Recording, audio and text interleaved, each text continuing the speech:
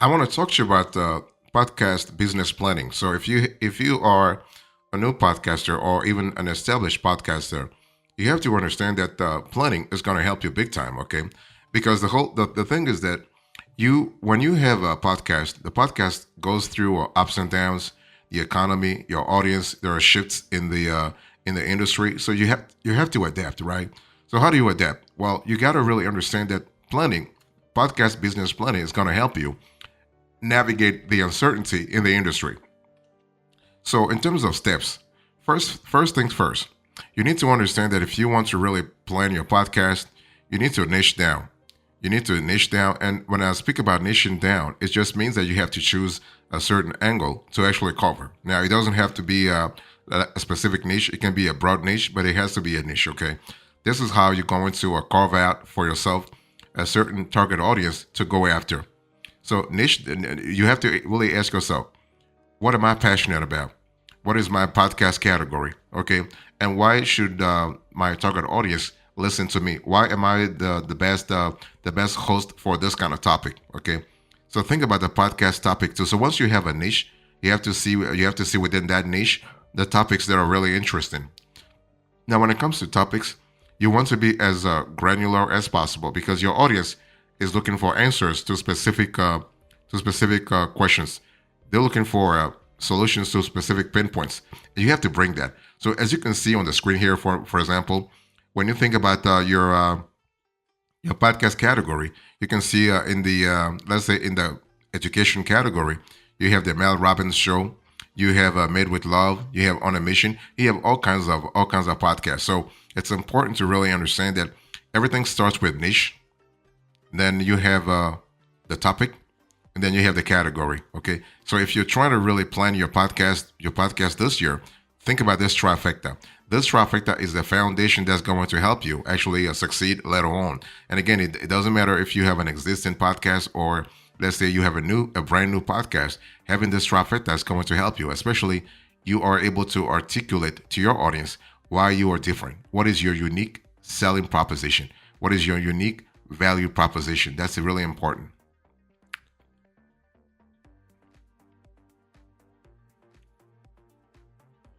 Another thing I want you to pay attention to when it comes to planning your podcast is to remember that your audience is going to be the foundation of your success in the long run. Okay, your audience is not just is not just a bunch of listeners. No, your audience actually has lively what I call lively characters.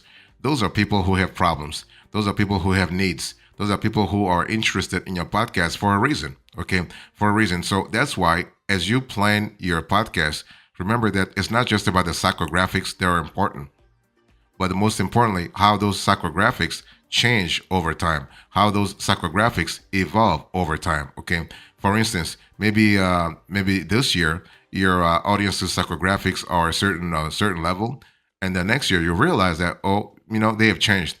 By the way, when I speak about psychographics, I'm speaking about an intersection between demographics and psychology. So I'm speaking about basically intangible characteristics such as values, attitudes, interest, and lifestyle. Now, psychographics have to also be correlated with the geography. In other words, if your target audience is in Dallas, Texas, their interest may not be the same as an audience that is based in New York or based in Chicago or based in LA. So geography will play an important role, but the age bracket will also play an important role because I mean the way you talk to Gen Z is not the same thing the same way you speak to baby boomers. So if your target audience, if you have a podcast whose target audience is is composed of baby boomers, the way you articulate your storytelling is going to be different than if you were to talk to young adults, okay, folks in their 20s or folks in their 30s. So it's important to understand that you have to grapple with your listeners' pain points, your listeners' problems, and really articulate a story, articulate a podcast that responds to those pain points. As long as you're adding value, as long as you are bringing solutions to the table, you are going to grow your podcast big time.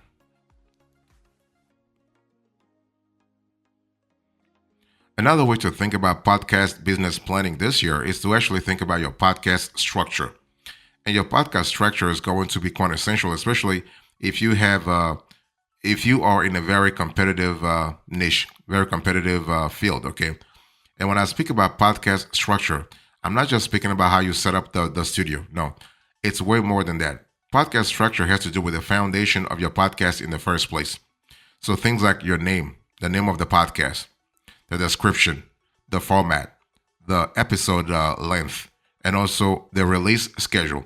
Those five elements, that quintet will determine the structure of your podcast. So when it comes to name, just make sure the name is actually catchy, and the name has to be in sync with your podcast topic. Okay, you can see on the screen here basically names for a podcast. Okay, and you are able to. I mean, if you are, this is in the small business category. Those are the names that you can see on the screen. But what I want to say is that basically you have all kinds of ways to find a good name for your podcast. For instance, you have a podcast name generator on Spotify, on Riverside, or you can even use a Chat GPT. Okay, and just make sure that show titles should be no longer than 255 characters. Okay, but just make sure that you can aim for less. Less is always beautiful, more beautiful.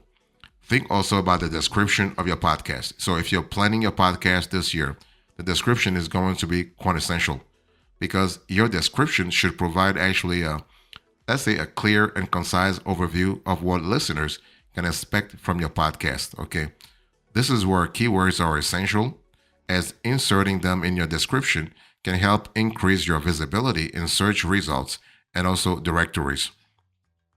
Next, you want to really think about the format. So format has to do with the style of the style of your interview. Like, is it interview style? Are you a solo host? Is it a roundtable discussion, or is it like a narrative storytelling, or even a panel discussion? Okay, think about the episode length. You can have you have I mean podcasts that go from 30 minutes all the way to 3 hours. I mean, if you think about the Joe Rogan experience, you're talking about 3 to 4 hours. But I mean, you do not want to have a 3 to 4 hours podcast unless you have reached the same fame and prominence as Joe Rogan. Okay, Joe Rogan can afford to have those long episodes because he is already known.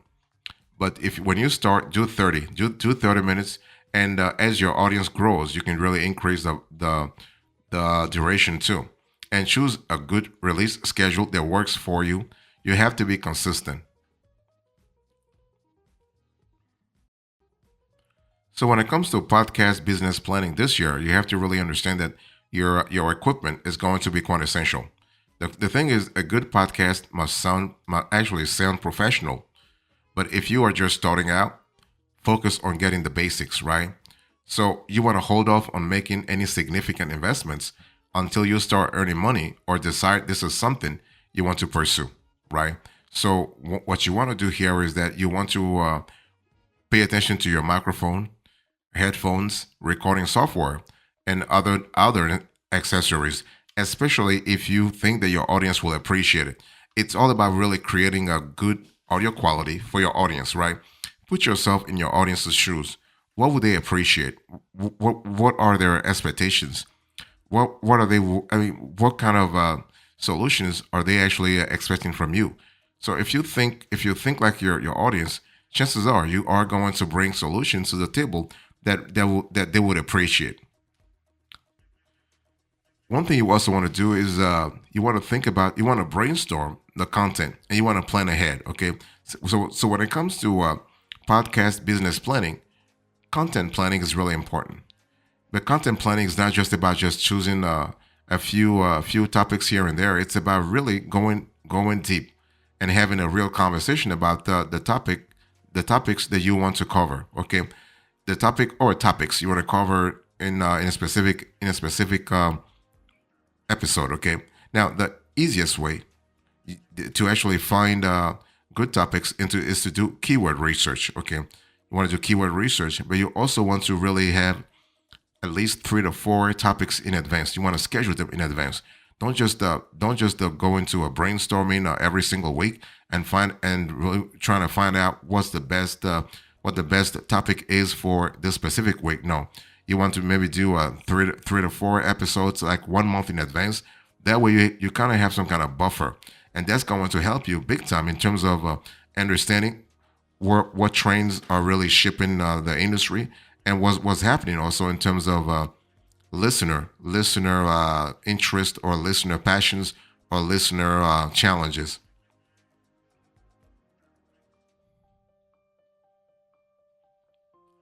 So if you are thinking about podcast business planning, you have to really understand that the way you structure your podcast is going to be quite essential.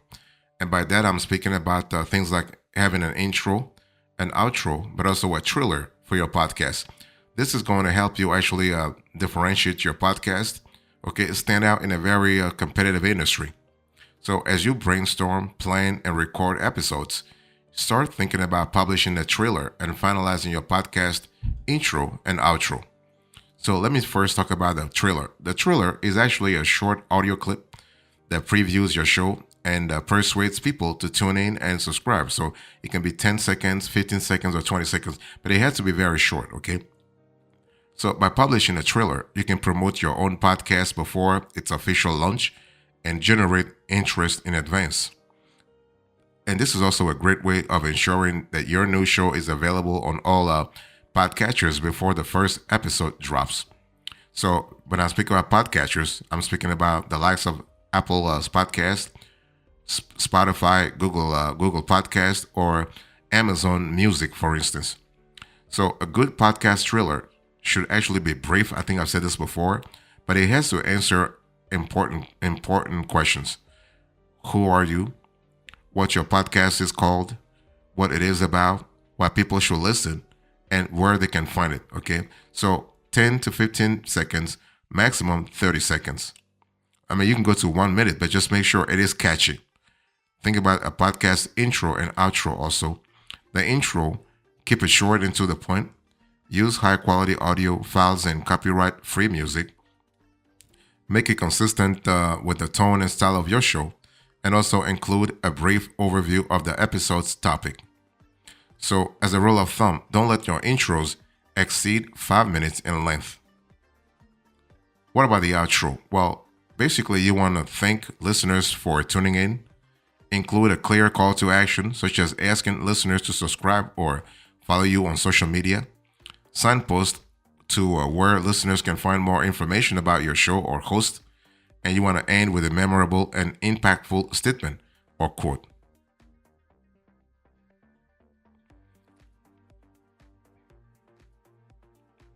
Let me talk to you about recording and editing episodes. So if you think about podcast business planning, recording and editing is going to be very important. Now, you can do the recording yourself, or you can just have a third party do it for you. Or you can just, you can just have a team. If you have a team, if you have staff members who are who are committed to doing that's fine too.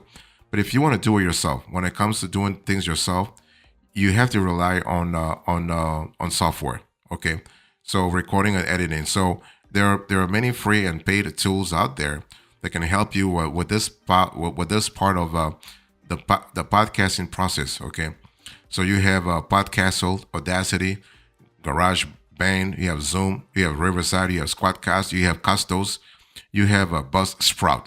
So you can really record your podcast big time, and have like great quality, by the way.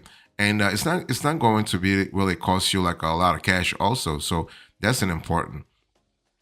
But one thing I want to say is that you want to invest in quality recording equipment, because the audience is going to judge you based on the quality of the output, and the output is going to be there if the quality equipment is there. You also want to choose a quiet and well lit location to record the episode. This can be your basement. This can be your office. This can be your home office also. So it really depends.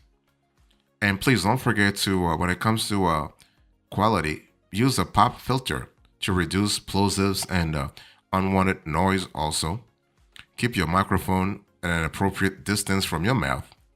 That's going to be very important in terms of making sure you can really filter out those and whatever. You also want to avoid recording in a room with too much echo or reverb because this can adversely impact the sound quality. You want to also test your recording equipment and environment in advance to identify any potential issues and make adjustments before you even start. So that's an important element, okay? And what I want to say here is that think about also post production. So you can edit your episodes at no cost using the likes of Audacity or Garage Band. However, these tools are general purpose and not specifically designed for podcast editing. So if you are interested in podcast editing, you can just go for a paid platform such as Alitu or Descript.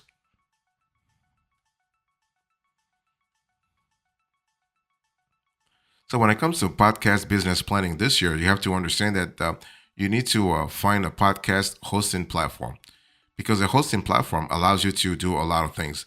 For instance, you can upload your podcast episodes, you can store them, you can make them accessible to listeners through various directories like Apple Podcasts, Spotify, and Google Podcasts. Okay, so that's kind of cool.